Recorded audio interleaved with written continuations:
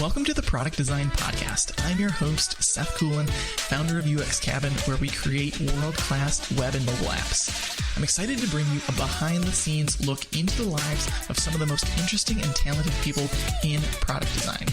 We'll get strategic advice on how they got to where they are today and things they wish they would have known earlier in their career. Welcome, everyone, to the Product Design Podcast. Today, we have a really cool guest with us. We're going to be talking about website accessibility. With us today, we have Kim Hodges, the Director of Digital Accessibility at the University of South Carolina. Thank you so much, Kim, for being here with us. Oh, thanks for having me. So yeah, why don't you tell us a little bit about who you are, what you do, and what some of your hobbies are, and then we'll get into your background. Yeah, so I worked in digital accessibility for about 17 years. I actually live in Michigan, even though I work for the University of South Carolina.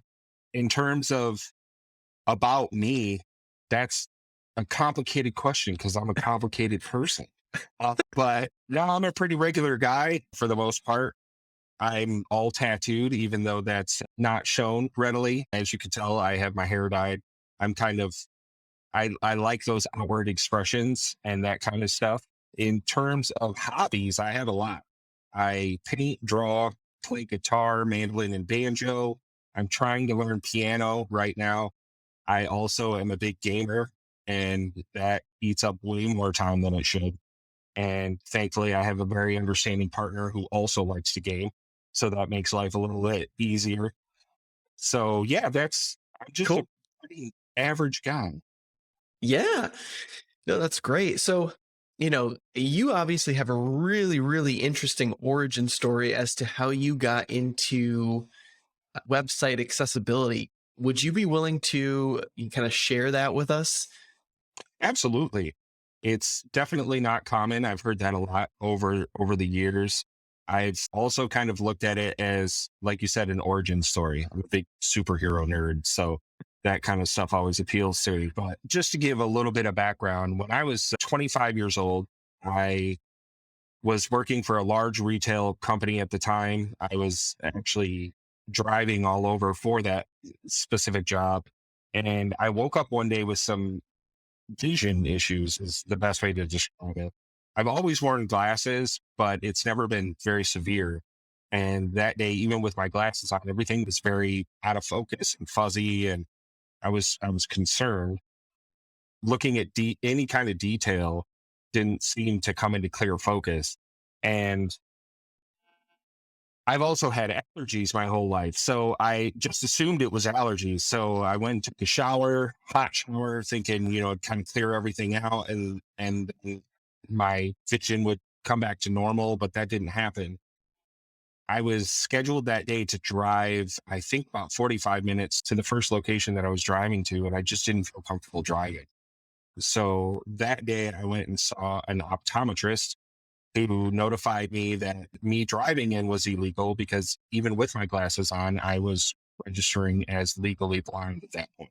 He got me in to see actually I saw an ophthalmologist first.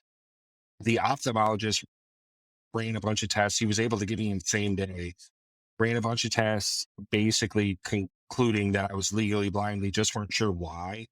They could tell that my retina and my optic nerve seemed to be having some issues, but they weren't entirely sure why. So then I got passed off to a neuro-ophthalmologist. Through the course of about the next year, I lost almost all of my vision. I had a little bit of light perception, and that was pretty much it. And it basically took them a little over a year to get a firm diagnosis. Part of that's because I have a very rare autoimmune disease. It's not something I think the occurrence rate is like 1 in 250,000. It's pretty uncommon. So it took them a long time to figure that out. Then once they figured that out, the treatment that I'd been on wasn't sustainable long-term, and there wasn't really a lot else they could do. So at that point in time, I just assumed that this was my new normal and that I was going to have to readjust my life to be able to be a functioning member of society as someone with a visual impairment. So that first year was really rough. I was a gamer, and I also was very, very much a tech nerd. The company that I had worked for, even though it was retail, it was focused predominantly on technology. And that transition was really difficult. At that time, I didn't know anything about accessibility. I didn't know anything about screen readers. I didn't know anything about how I could access information online.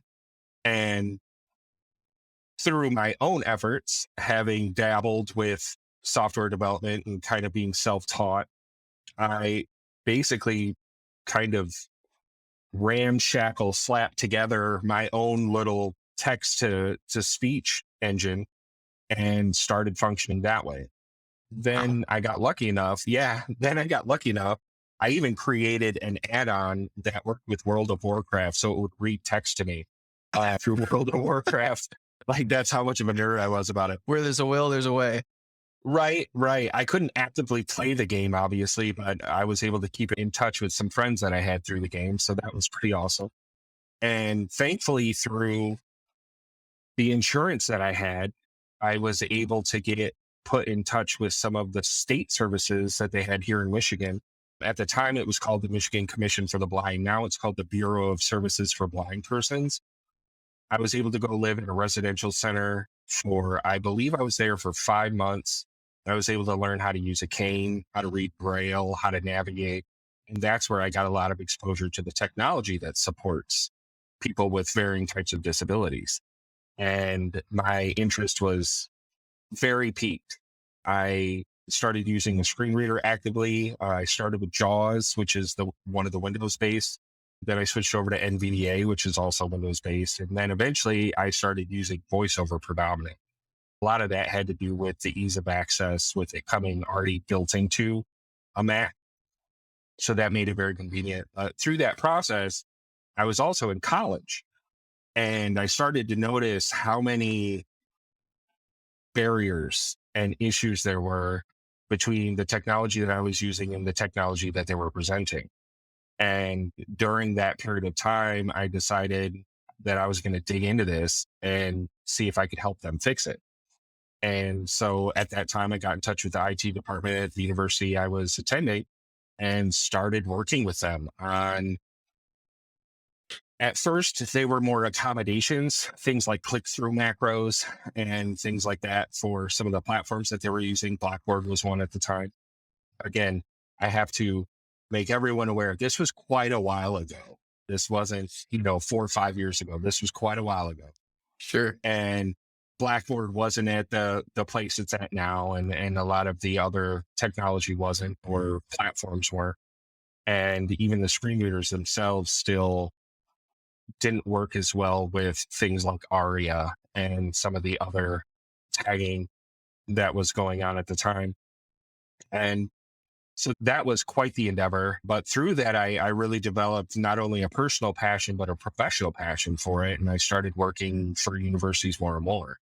And that just kind of dominoed. And I was lucky enough to get into it early enough where I knew a lot, but I was able to continue to learn as I went. And as new technologies emerged and as technology evolved, I was able to evolve with it. Like, I remember touchscreen phones, a huge problem when they first came out. Touchscreen anything was a huge problem because there wasn't any kind of accommodation that was functionally decent for that technology. They had like little rubber overlays and stuff, but those just weren't a long-term solution for that.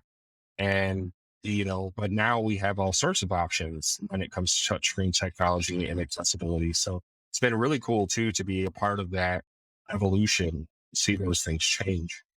Yeah. So you got into accessibility kind of on by necessity to just function and use tools and go to school and use websites. And yeah, probably was not your intent, or probably wouldn't have gotten into it otherwise. But why don't you tell us a little bit then about how you eventually regained your eyesight? Yeah. And you're absolutely correct. I was actually going to school I have 2 degrees in psychology.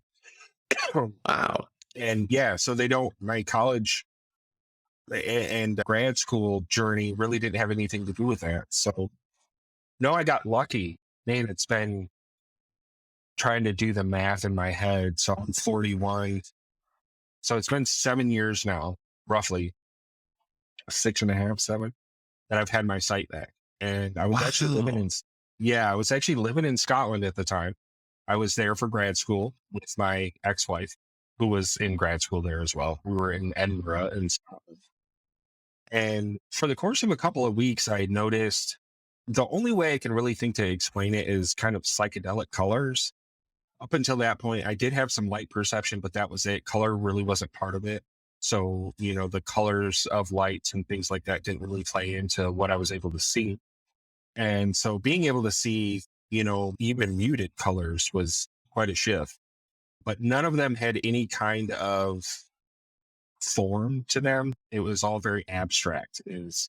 That's why to me, it's more psychedelic. Yeah. A lot of swirling and flashing lights and some colors mixed in, all very muted. That happened for about 2 weeks. And during that period of time, I actually stopped leaving the house because all of the visual movement that I was experiencing was kind of a bit of sensory overload, as well as also was causing things like that would make me a little off balance. I had some nausea issues and things like that associated with it. And I went to bed one night. This is the craziest part of the story. And it was just equally as, if not more crazy for me at the time. But I laid down, went to bed, and I woke up in the morning thinking, wow, it's really bright in here, which for me was typically a non-issue. Even the little bit of light I could see would never be enough for me to kind of flinch away from it or have that thought of, wow, it's really bright. And I rolled over at that particular point in the morning, and I remember it very vividly. The flat that we were living in, and I didn't know this prior, but had curtains, but they were like the lace curtains that it let all the light in. You could see through them. I was very upset by that for a multitude of reasons. One is I didn't know that you could see through our curtains. So that was kind of problematic on a level. But also when I woke up and looked, I could see the curtains. And that was a bit of a shock for obvious reasons. I went out into the living room, and that short walk from the bedroom to the living room, I was looking at everything to see what I could see and what I couldn't. And there was still a lack of detail and things like that, but I could tell that was a floor, that was a wall, that's a chair, different things like that. Colors were still a bit muted, but I could tell the difference in colors, like that's brown, that's red, so on and so forth. And I went into that living room, and my ex-wife at the time was sitting on the couch, and I didn't say anything about being able to see because I had no idea what was going on. I didn't know if this was a temporary thing, if this was all in my head. It's not, like, as bizarre as it sounds, that was a thought. Like, am I imagining all of this? Right. What is happening? Because it had been almost 7 years at that point that I had been living without vision. And we had a little cafe just down the street that we went to every morning for breakfast. And we had developed friendship with the owner and the people that worked there. And we walked down there, and I had a guide dog at the time. And I even took my guide dog and walked him down there like I would any other day. Part of the reason was I still didn't feel real steady walking, because even though I could see things, it was still very bizarre. I felt almost like I was floating through space is the only way, like walking through and actually seeing that visual movement of things getting seemingly closer or further away was very disorienting. So I used the guide dog, and we went into the cafe and we had breakfast, and I was very quiet, which is not common for me, typically speaking. So I was very quiet. And my ex-wife kept asking me, like, what's wrong? And my response was, we'll talk about it when we get home, which my advice to anyone who is in a relationship or married or any of that, that is never a good thing to say to another person, because the implications are typically not good. So needless to say, she didn't have the greatest reaction initially to that statement. But I remember sitting there in the cafe and trying to read the Coke can that I was drinking out of and seeing how much of it I could read and how much of it I couldn't. So after we finished up, we went back home and I told her. And her initial reaction was shock. And also, she had no idea what I was talking about. I was like, I can see. And she was like, what do you mean you can see? And I was like, you're wearing a purple shirt right now. Like, that was the sentiment. And so there was a lot of emotion behind it and on both of our parts. And then I called my mom and I didn't account for the time difference. And my mom was driving to work at the time and she had to pull over because she was so shocked by the news and she cried and pulled over. And so I've been lucky enough that it stayed that way. Wow. That's fine. Now, do the doctors have any reason or idea as to why your eyesight came back? Yeah, so it's complicated. I won't get like super into it because that would eat up all of our time. But basically, that particular autoimmune disease causes inflammation in the optic nerve and in your visual cortex. And that's what was keeping me blind throughout that period of time. And that autoimmune disease went into remission. And when it did, I still have some damage in it's a little hard to tell, but I've got some damage in my left eye that's permanent. The glasses I wear are designed to offset the difference between the right and the left eye because of that. But I was lucky enough that with glasses on, I can get a best correction of 20/40, which is good enough where they let me drive. Yeah. I will say I'm nervous every time I get an eye exam done that they're going to tell me I dropped below and now I can't drive anymore. But that's it. Because of that remission, it's stayed this way. And though I've stayed very on top of it since then, if anything happens at all that makes me think I might be losing my sight again, or there are some other side effects that the disease can cause, I stay very acutely aware of what can happen if I don't stay on top of it. So Yep. I work very hard to do that as well. That's amazing. So, kind of thinking back to when you started to initially lose your eyesight, I'm sure you were starting to become very aware of all of the limitations, whether it be, going about stores or even using computers. Kind of take me through your initial shock and thought process during that time as to what you were thinking, what you think your life was going to, have to adjust and how it was going to look from there on out. And maybe some of like the worries you had about using things and navigating things and going places as a blind person. Oh yeah. It's a harsh realization. And it's something that I think a lot of us take for granted and we don't think about, but we live in a visual world. We live in a visual society and we don't think about that. It's everything from marketing to advertising to travel to just day-to-day operations. I mean, if you want to get trash pickup now, you have to schedule it all online.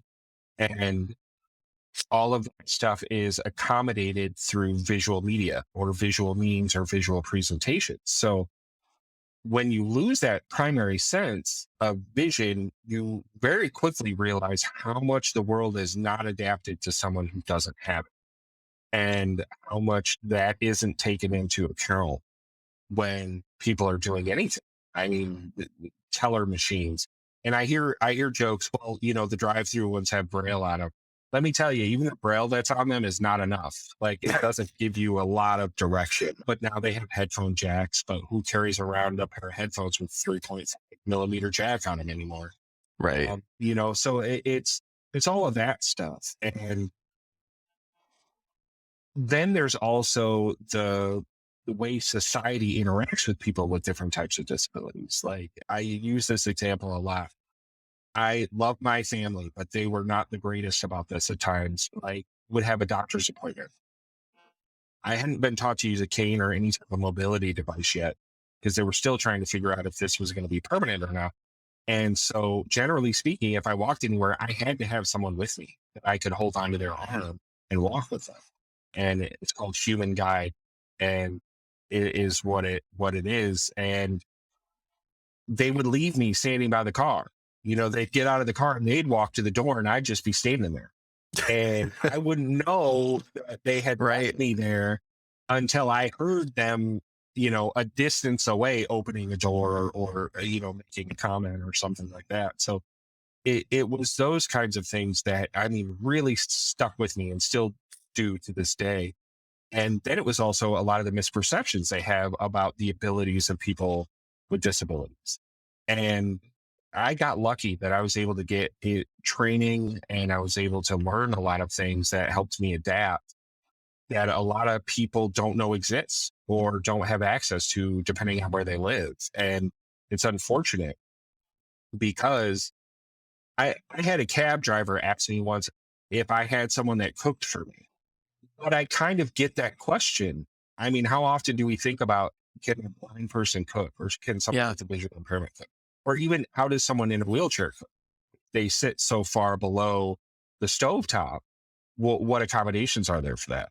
And so I get those questions and I never got mad. I just use it as an opportunity to educate. But it just goes to show that it's just not something that people are commonly aware of. And so that impacted my life. That's why I went to college for psychology, why I shifted, because I felt like that was something that I could do even within the restraints that I had on myself at the time. But I knew intellectually I didn't have any more restraints than I had prior. So that's the route that I chose because I felt like that was a career I could pursue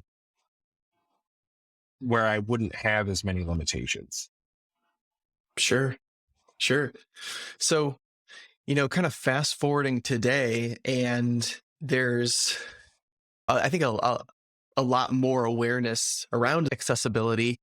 And my perception is that people don't, at the beginning of their career in tech or, product or whatever, think, I want to go into accessibility. Maybe it's something that you tack on, or it's something that you appreciate or a little bit about. But, for those people who are interested in getting into accessibility, what would be your advice for either a learning path or just getting involved in the community to learn more and be able to have the knowledge to help consult or advise on accessibility issues? Yeah, and that's a great question for a lot of reasons. I work for a university and we don't have any dedicated program for digital accessibility. Even we have a, computer science and engineering department, and they've started to incorporate accessibility into some of the subject matter, but it really deserves its own as it relates to different things because it is such a broad category. Not only is it a broad category, but it touches a lot more things than people realize. And so while you can understand how to do alt tags, which is a great thing, and I'm not putting that down by any stretch, it's very important and it's a great thing to know, and it's a good first step. But that doesn't make you a subject matter expert. And that's one of the things that happens a lot, especially throughout my career, is organizations will take someone that knows a very, very small amount about digital accessibility and label them a subject matter expert. And it doesn't really benefit them outside of just having a title associated with it, but it doesn't really help the person either. If you're told you're a subject matter expert on something, I don't know about a lot of people, but that usually means I feel like I don't need to learn a whole lot more about it. Maybe need to keep up on current trends, but that's about it. And that's just not with digital accessibility. Even if you are a subject matter expert, you can't rest on your laurels. Like there's always new stuff to learn. So unfortunately, there are some university programs that are out there that have started up. I know NYU has some specific courses and things like that, but really the best way to learn is to get plugged into ally groups, and it's A11Y. If you go on LinkedIn, there's a bunch. WCAG, which is, W3C, they have a whole community around WCAG and the criteria as well as learning. We're seeing more and more online resources through some of the online teaching and training tools that are out there. I don't want to name one specifically, but Sure. they have some that are out there. LinkedIn's platform has some. And then just reading. There are a lot of really solid blogs that are out there. Carl Groves is someone who has a fantastic blog that has a lot of really good information on it. But honestly, just a lot of what I stay up on now is because I'm connected to those groups through, like LinkedIn and some of those other platforms, as well as I just spend a lot of time on the internet Googling and looking things up Sure. and trying to see where things are going. Then when there's new and emerging technology, I'm usually communicating with other professionals in the field on what do we know about the accessibility of this? What has anybody had their hands on it? There are barriers. How are we going to address those? Different things like that. Yeah, I think, for me, from my perspective, dipping my toes into accessibility when one of our clients asked me to help produce a VPAT really kind of opened my world to the understanding of all of the things that you need to do and all of the criteria and evaluations that need to go into it. And obviously, we worked together a little bit on some of that. And I think the inaccessible thing about accessibility is just the understanding of the rules and the guidelines, because they don't really seem clear or in plain English. And it's very difficult to evaluate this and say, what does this actually mean? It almost feels like legalese, its own little flavor. And I think that's just the nature of something when you define standards for a global process of this. But that was one of the things that was really difficult to understand what these criteria mean and what they're actually the translation of what they're looking for as it pertains to digital products. Oh, yeah, and you're not alone in that. That's an issue within the community itself. I've had so many conversations about this specifically. One of the things is, I think like any specified technical area, whether we're talking about UI, UX or security, or we all kind of have our own language, like the flavor that we use that is specific. I think the thing is, because accessibility is kind of such a niche field, it's difficult to draw the parallels at times. And so that runs into those issues. I also think it's something, and I've said this to a lot of people, because generally people that are looking into that criteria or those guidelines, they're looking at it from a very technical perspective, which is understandable. That's really what this all lives in. But there's also a capacity to overthink things.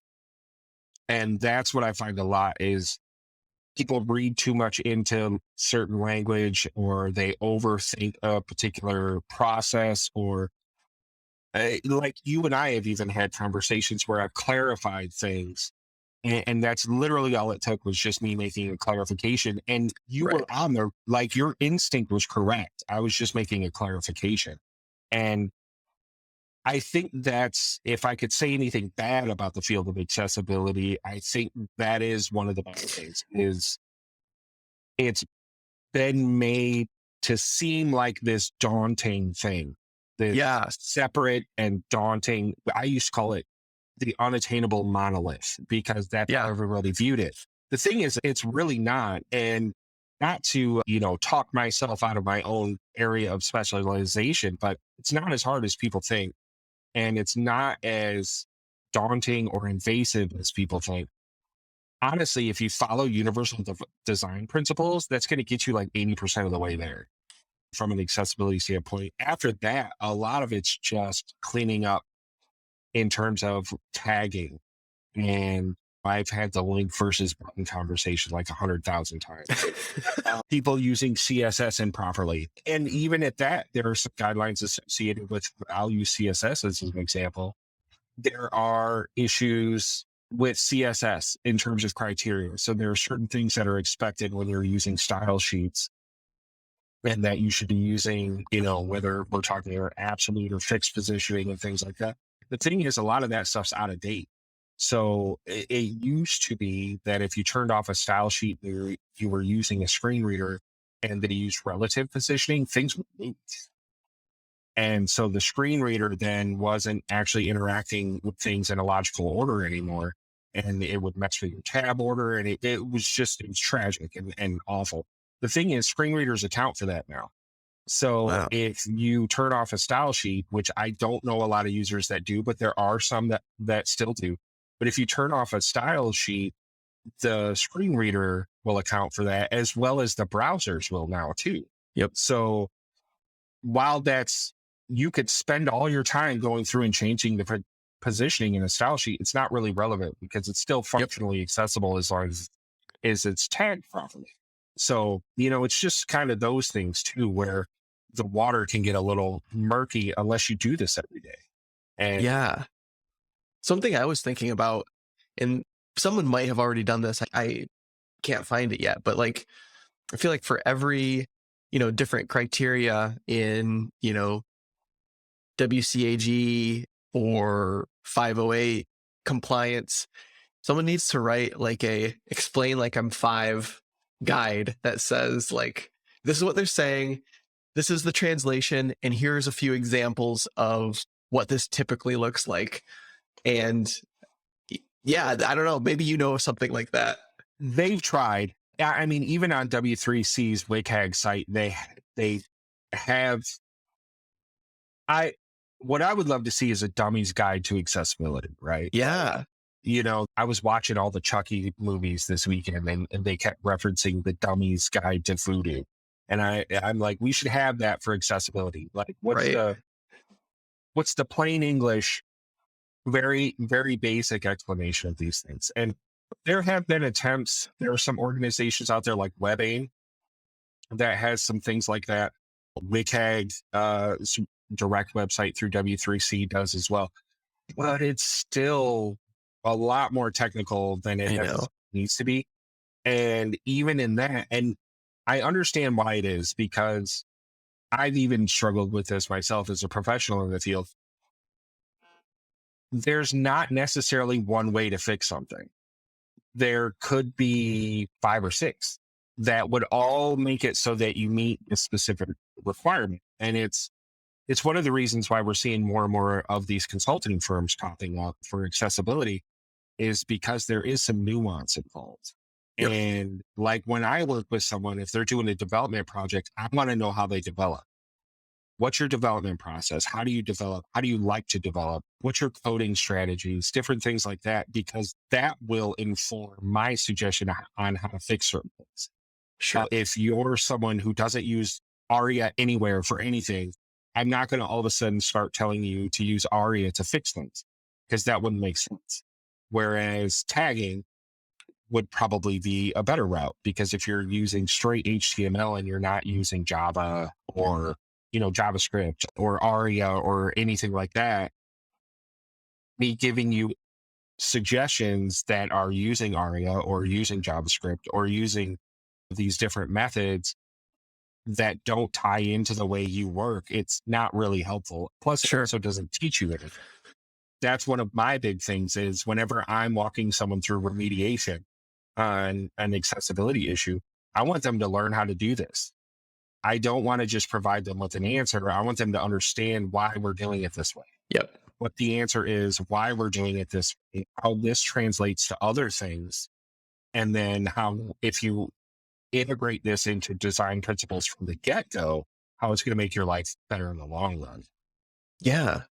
No, I think that's really great. I think, and you can correct me if I'm wrong in this, but I feel like in most of the accessibility criteria, it's kind of like the 80-20 rule, where you have a few really challenging, tough criteria that are kind of hard to meet. And then the other one that's like, you can accidentally, if you're just doing like good coding and design practices, you'll probably meet most of them. But I'll be curious to hear from your perspective, from like a digital product point of view.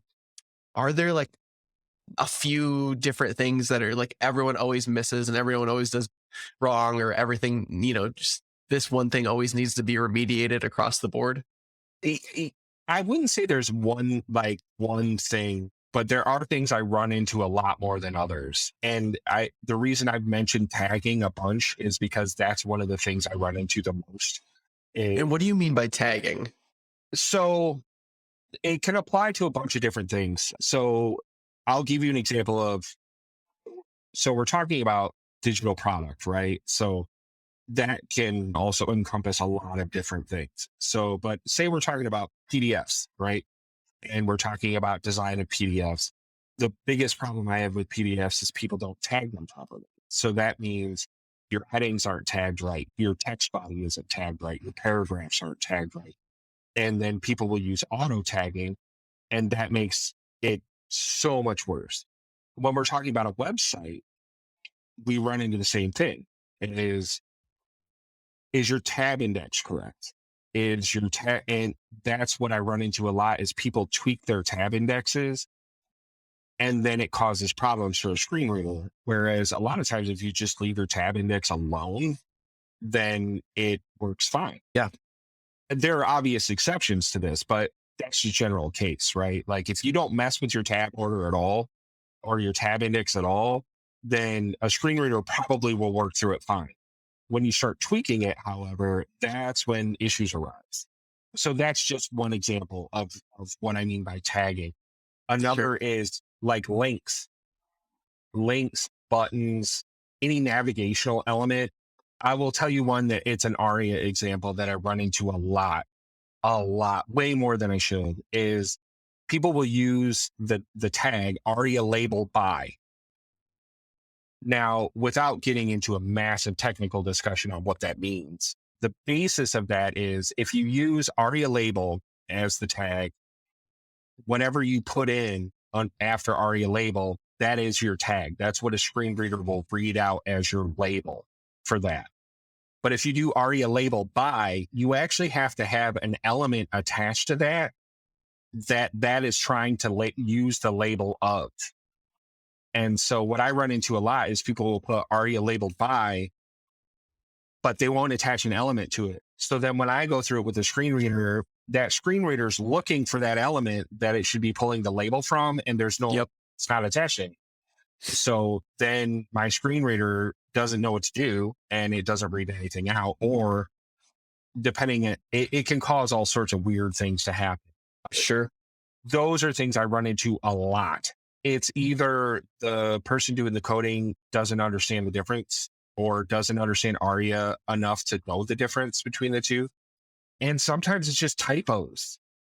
Like it's just people mean to do one thing and do something else because it's just a couple of extra letters, and that's how it ends up being. It wasn't intentional. But that's stuff that I run into a lot. And it's the same with like link treatments and different things like that. You know, if you have read more 30 times on a web page and you don't adjust that link label at all, as someone using a screen reader, I have no idea what I'm clicking on to read more about. Like it gives me no contextual information at all. It's like, read more about what? Like the link just says read more. I have no idea. And we see those a lot, especially when we're talking about like product landing pages and things like that, or recruitment pages. Like, you know, I work for a university, we have recruitment pages, and it will tell me more, read more. About is another one I'll see, about. And about what? Like, I have no idea what? Like, and yeah, it's just things like that we don't think of. Read more seems pretty simple, right? Like you just read a paragraph. Don't you want to read more about it? Well, yeah, but if I'm navigating by link only to try to get to a particular portion of the page, it doesn't mean I necessarily read that paragraph before. So I have no idea what I'm supposed to read more about. The heading that's attached to it, I have no idea. That's a good point. It's things like that, you know, that I run. Those are the things that I run into a lot. And it's not anybody doing anything maliciously. It's just oversight. And, and that's really what it comes down to in a lot of cases. Yeah. And all of the applications I've ever evaluated from a VPAT perspective, which haven't been a lot, but it seems like forms are a big one, not associating labels with inputs or not tagging the inputs correctly so that you can, you know, programmatically determine what that input is looking for or what kind of fonts you can put into it. Focus visible. That's a huge one. Contrast. Yeah, That's pretty easy one if you think about it from the beginning, but sometimes it's just like, oh, this light gray really looks good. I want to, make the design look good. And well, especially if you're working with specific branding.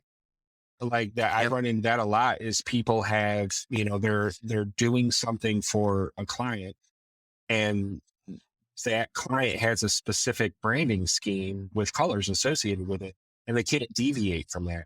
So that ties their hands a lot more when it comes to like contrast. But oh yeah, forms, we're getting a lot better with forms, especially when we talk about different platforms and there are like form stack and dynamic forms and things like that that have accessibility options that you can use.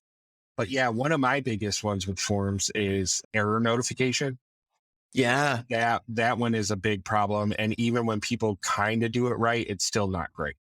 Modal pop-ups, another one. Thankfully, a lot of people are getting away from modal pop-ups, which is great. But that's, if you have modals that take you away from, what you're trying to navigate through, that can cause problems. But yeah, I mean, you're hitting the nail right on the head with what some of the common and more sure. consistent problems are. But even with the forms, labeling, it is tagging, labeling, those kinds of things are where you run into.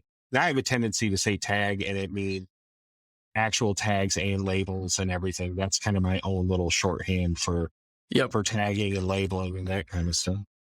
Yeah. So, I mean, like we had talked about, there's been kind of a risen awareness of accessibility. And I think a lot of times there's just like, kind of people pounding the table, like accessibility is important. And they're not really helping, bring people up or educate or, it feels like you're saying like this big, hard thing that is kind of unknowable, but it's really, really important. But maybe you can share some common misconceptions about accessibility or, anything in that realm. Oh yeah, absolutely. And you're right. It's it, it's the stick before the carrot approach, and unfortunately, it's still used widely. It's I'm going to beat you to death with this accessibility stick and show you no benefit to it whatsoever. Or there's the legal argument. It's associated with the Americans with Disability Act, so it's a legal issue. So you're going to get sued, and so you have to do this because you're going to get sued, and it creates all this fear. And the fact of the matter is, whether and lawsuits exist, they happen.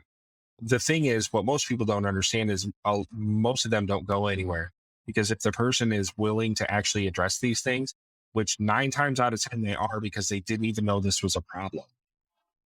As long as you're willing to, people will work with them.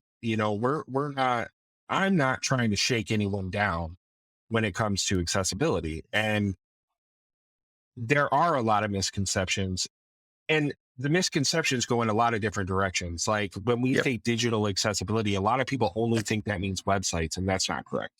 That's a common misconception is you say digital and people immediately go to the internet. And it's like, well, no, actually, technically anything that's on a digital device at all should be meeting these standards and these criteria, because what does it help me if a website is accessible if I can't actually get there?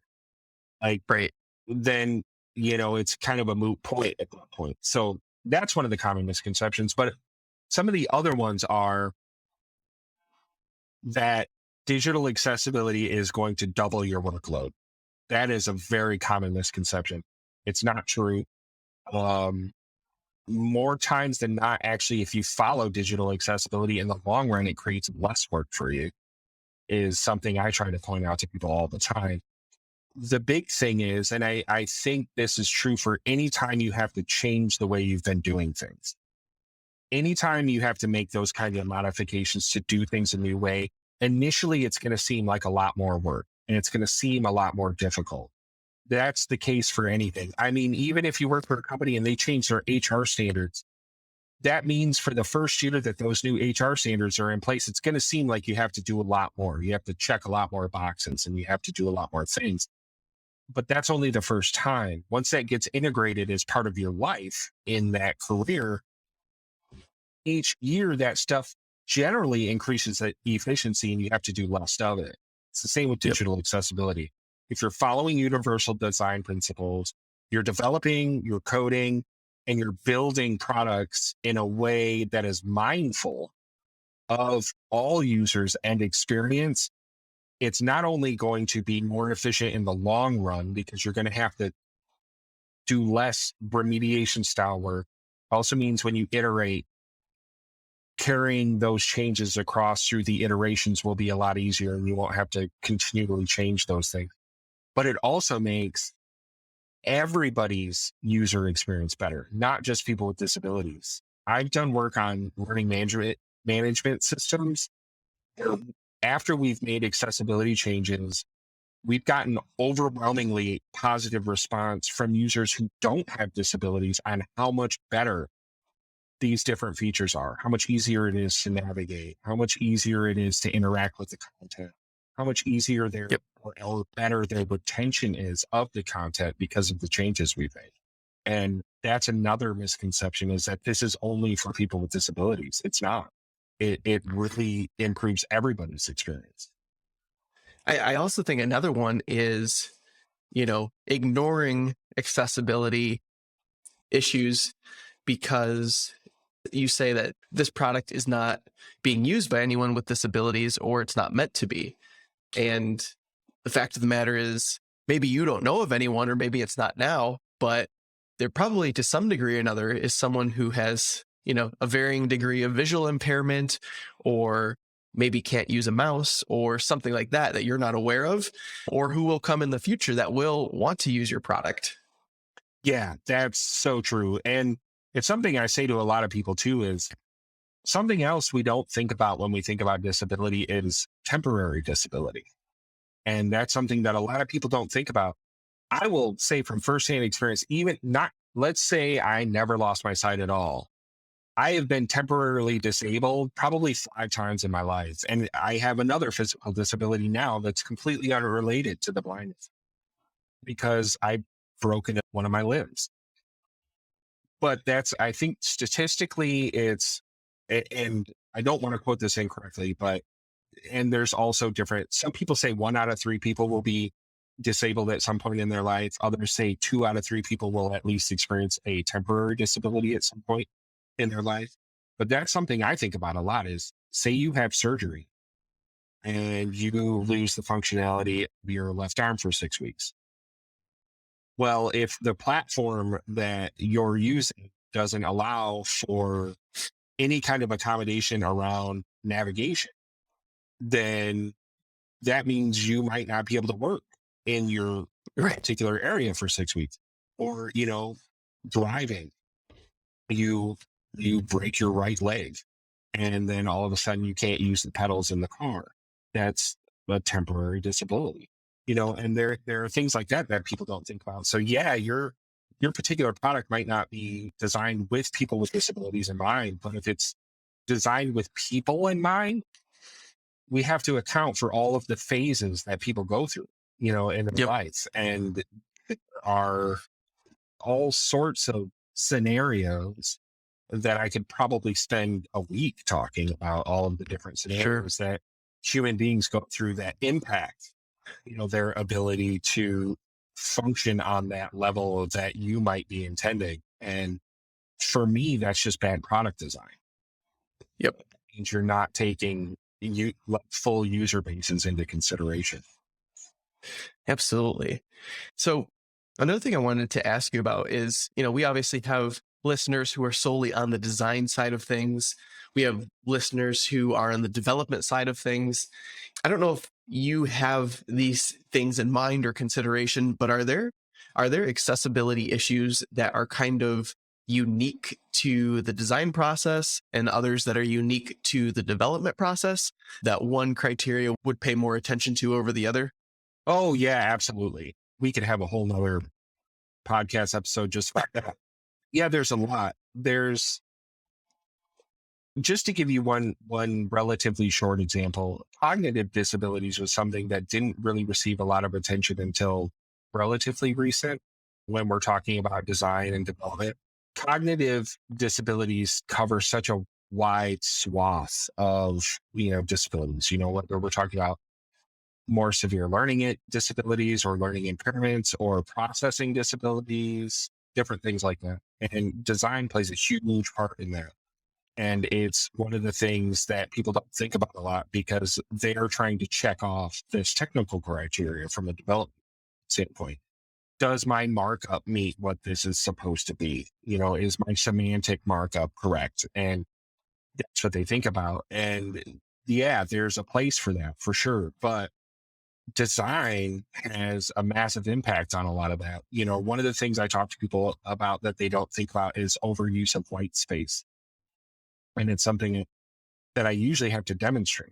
So if I'm using any kind of a zoom functionality, say I'm low vision, right? Like I still have some vision, but I'm low vision. And I have to do 200+% zoom on a web page. If there's too much white space, it's really hard for me to orient on that Yeah. page. I'm zoomed in and I'm in this sea of white and I don't know what to do, where to go, like what's up, down, left, or right. Like I have no idea. And that's when I talk to people about is there are situations where you can overdo certain things like massive amounts of white space. Active animations are another one. If you have something that flickers more like a certain amount of times within a certain period of time, that can impact all sorts of disabilities and their ability to maintain focus, their ability to process the information. And I'm not even talking about like epilepsy where it can trigger seizures. There's all sorts of distractions that can be caused by active animations on a website. Not that I'm saying people can't use them. You just have to be smart and space out how you use them. And they also generally have to play some kind of part in what you're trying to accomplish as part of that page or tab or, whatever you're using them for. But yeah, design plays a big part. Contrast is another thing contrast is really a design issue. It's not a programming issue. Fonts is another one that people don't think about a lot. Is not only are we talking about font size and density, but also style. If you're using proper, the universal design or design principles, you're not going to be using a bunch of cursive script because that's going to be really difficult for certain people to read. You want to use more neutral scripts, but it doesn't mean that everybody does. So I want my page to look like it came out of the 1800s. So I'm going to use this really crazy calligraphy font, and that's just bad design. And I'm sure everybody that listens to this doesn't do that kind of stuff, but there are things to think about because they lead to larger questions. And those larger questions are things like, how much impact does font have? How much impact does contrast have? And what benefit am I serving the end user by making one choice over another? Yeah. No, that's really good. We'll wrap up with this last question, but I feel like in most scenarios that I've been involved with, it's been viewing accessibility on a current product in the form of how do we remediate this? What strategies or advice would you give to someone who is starting a new project and they want to have good strategic accessibility goals in mind? Is there, a cheat sheet, a go-to resource, a repo, or something that people can use to kind of guide them as they start a greenfield project from scratch? Yeah, there are. You do have to search for them a little bit, which is kind of unfortunate. It's not something that's easily searchable. But for people that are on this call that want that kind of info, I can give you a quick list. If you're starting from scratch on a project, the things you want to think about from an accessibility standpoint is first, you want to think about navigation. How easy is it to navigate? Is my navigation logical? Is there a flow? Is there information I'm trying to communicate as part of this navigation in a particular order? And does my navigation follow that? That for me is always number one. Navigation is number one when you're building anything out. So when you're doing mock-ups or you're doing anything like that, you want to make sure that you're keeping that stuff in the back of your head. The secondary is when you're doing design and you're thinking about things like color palette schemes, different stuff like that. Contrast is obviously super important from the get-go, but realistically, I used to call it a liability matrix, is what I used to call it. What I would do is I would create a listing of the things that people touch the most on a digital product, whether we're talking platform, website, whatever. What do people touch the most? What do I want them to touch the most? Where do I want to guide their attention the most? And then you walk through those things from navigation, color contrast, ease of use. What's the intended purpose behind this? And what, from a semantic standpoint, what's going to get them there? Whether we're talking about breadcrumbs or different things like that. Sure. And so that's just a real basic, one shot. There are things that are out there. There are like checklists and things like that. There are GitHub resources that go through that. Webbing is another really good resource. They have a lot of information on, like, if you're developing something new, pay attention to these things. These are the top 5 red flags. And usually they're navigation, images, text, in terms of, we call it logical flow. There's like flashing animations, different things like that. Yep. But there's usually like a top 5 or headings. Headers and headings are huge when it comes to navigation, as well as the overall intended purpose of your product. So yeah, that's really cool. Those are kind of the key points that I would hit, is navigation, headers, headings, making sure that all of that stuff is working in the way you intend for the end user. Yeah.